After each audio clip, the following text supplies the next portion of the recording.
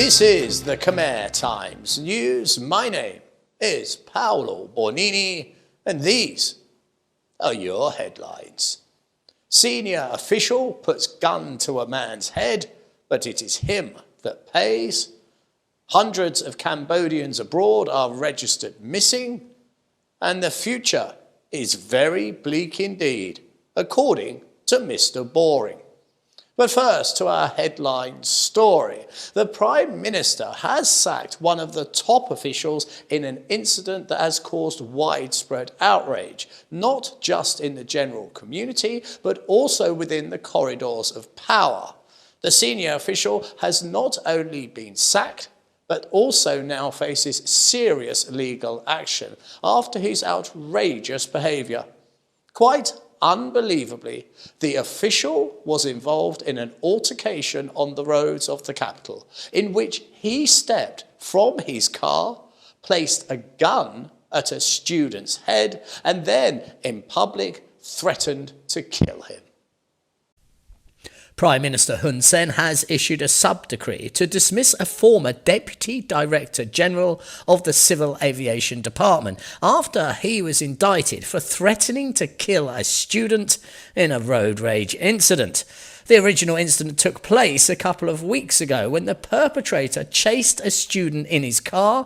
He then overtook him and drew his vehicle in front of him to stop him in the middle of the road. An argument then broke out, and it was during this altercation that the accused took a gun from his car and pointed it directly at his victim's head, and then screamed threats that he would kill him.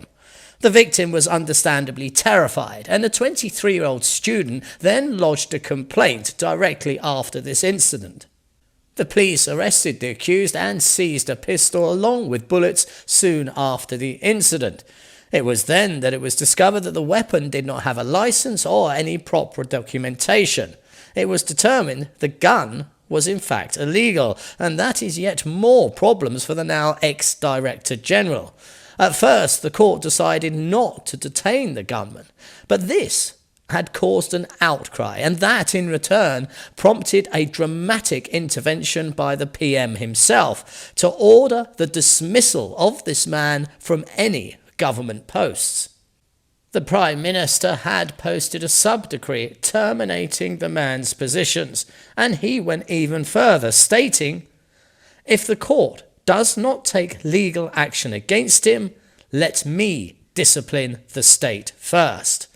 And the PM went on to say, "To others, as a very strong warning, do not abuse your power or use a gun and threaten those that are weaker than yourself."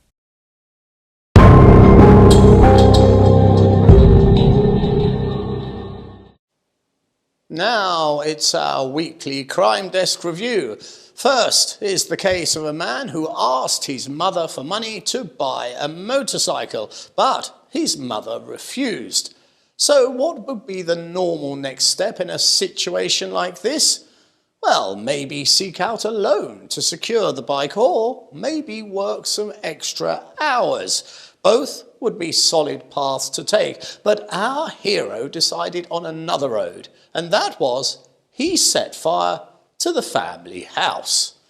Unsurprisingly, this did not get him any closer to getting that bike, but in fact got him arrested. The 21-year-old male said the reason he destroyed his family home was because he was angry he did not get his bike. Well, that's fair enough then. Now to the case of a man who was stabbed during a violent altercation over a cow. As the newspaper headline read, "Man stabbed in cow argument," which I feel personally should have read, "Pow stabbed in cow row." It has more of a zing to it, don't you think? It seems a farmer has been arrested after stabbing, or more, slashing another farmer during an argument over a cow. The incident happened in Svar-Tep, and the 59-year-old farmer hacked at the much younger man with a machete, as he claimed he was owed 60,000 reals for the cow. and the other farmer was either unwilling or unable to pay. Finally, we follow up on the most mysterious case of the British man who drowned in a shallow ditch. A Mr. Charlie Gray was found dead in a sewer in Cambodia, and many eyebrows were raised as to how this most unusual of deaths had occurred, and there were even whispers of murder. But now the Kampot Provisional Police Chief said this week it was not murder, but an accident. He said that the victim was drunk and died by falling down into the sewer whilst he was walking home. It seems he may well have struck his head in the fall, and then, being so drunk, he died in the sewer.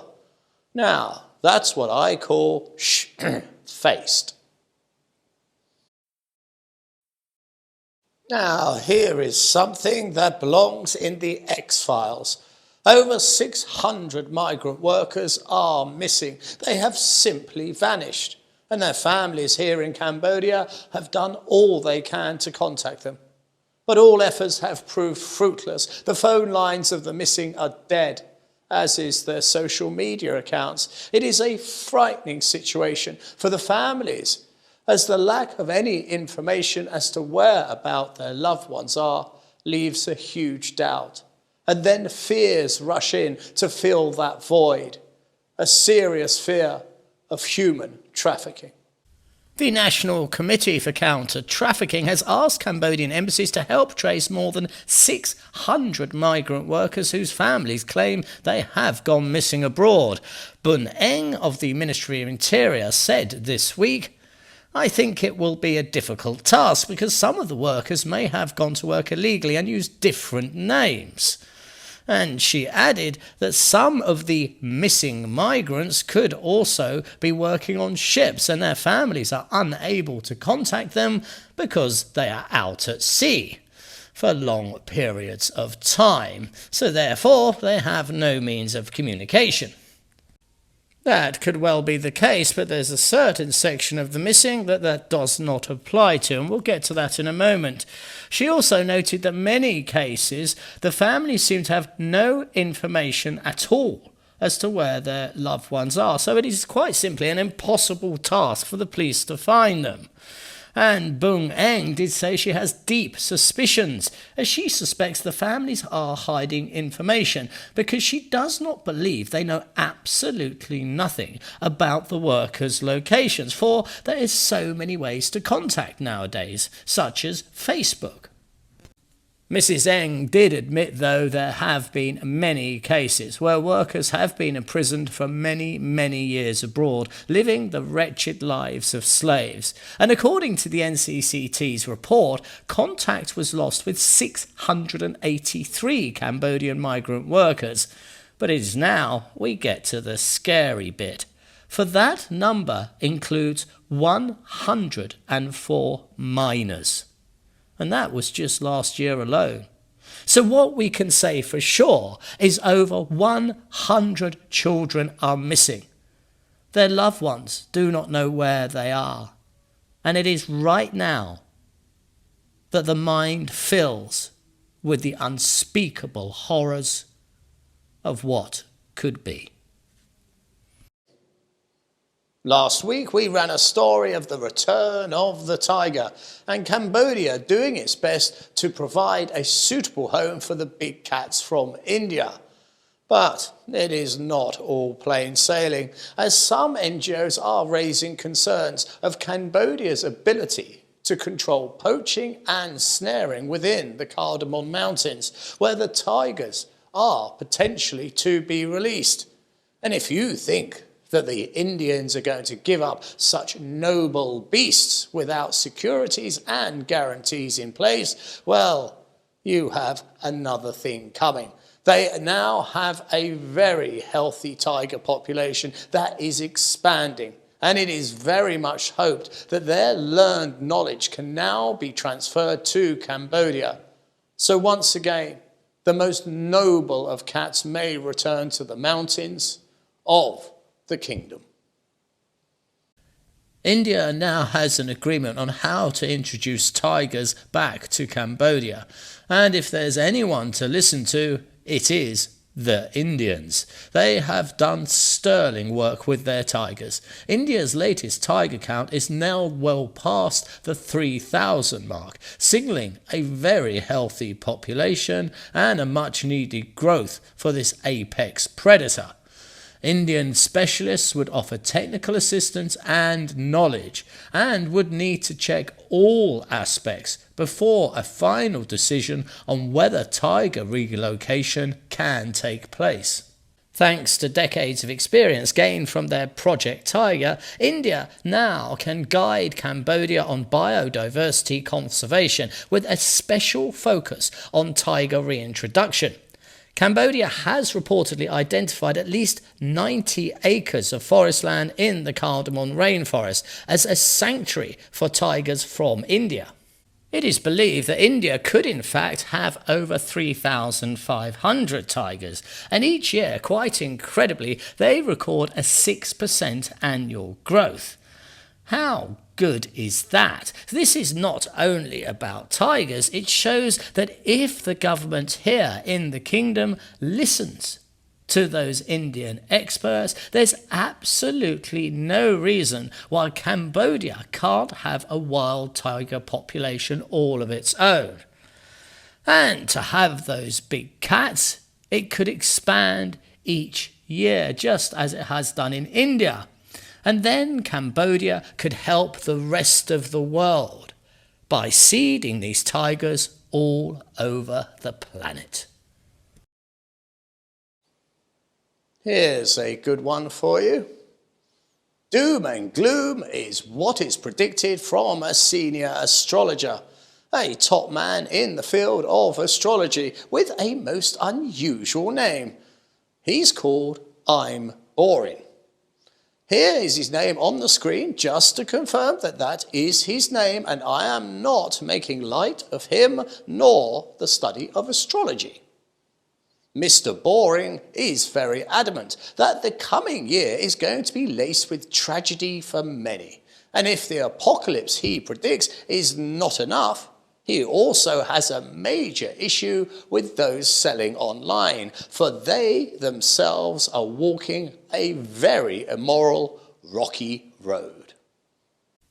In his annual almanac, Mr. Boring said that the agricultural sector will be shaken with falling yields. And I'm Boring went on to say, natural disasters will sweep across the country and cause devastation to many farmers. Mr. Boring added that human morality also has taken a severe downturn and many will die. For the reason, Mr. Boring says, people making wrong decisions when having to distinguish between right and wrong. Morality is going down with people pretending to be a good person, but they are selfish within. He went on to say, farmers must be watchful and prepare for severe weather conditions in the new year. Mr. Boring is, in fact, the head of the Khmer Astrology, Traditions and Custom Research Commission. He said that the country's rice yield could be reduced by a whopping 50%, while the rest could be ruined by natural disasters. And that ain't boring, that is out and out scary.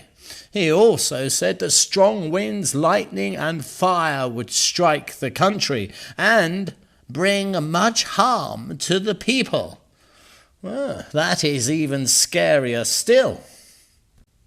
So we've got failing crops, we've got lightning bolts flashing all around us, but is there any more?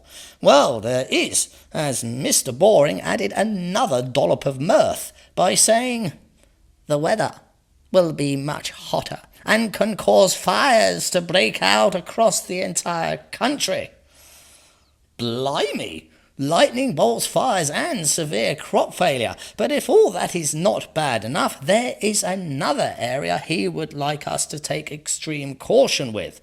For he said, People are now becoming liars, especially those who sell goods online. They are utterly lying just to sell their products. Right there, Mr. Boring, you have a very good point and a safe place to place your flag. And I feel that absolutely nobody would disagree with that sentiment. And now it's time to look at our sports news.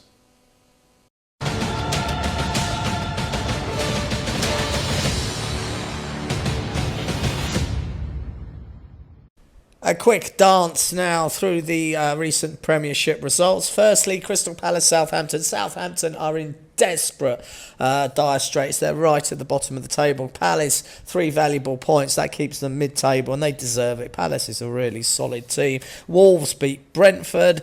Tottenham got beaten by Bournemouth, Lordy Lorks. And Arsenal got held 2-2 by West Ham, which makes their lead at the top of the table now only 4 points. It's time to have a look ahead and see what the weather has in store for us next week. The weather, quite simply, is all over the place. You have umbrella in one hand and sun cream in the other. For on the horizon, there is thunderstorms and there is lightning. But it hasn't actually turned into a huge deluge. We're getting sun, we're getting humidity, we're getting all sorts of stuff. So be prepared. It is going to be very choppy weather over the oncoming week. This has been the Khmer Times News. Please do subscribe and comment and stay up to date with all the breaking news by following us on both Facebook and Telegram. This has been Paolo Bonini, and that was the week that was. I'll see you next weekend for your weekly Roundup.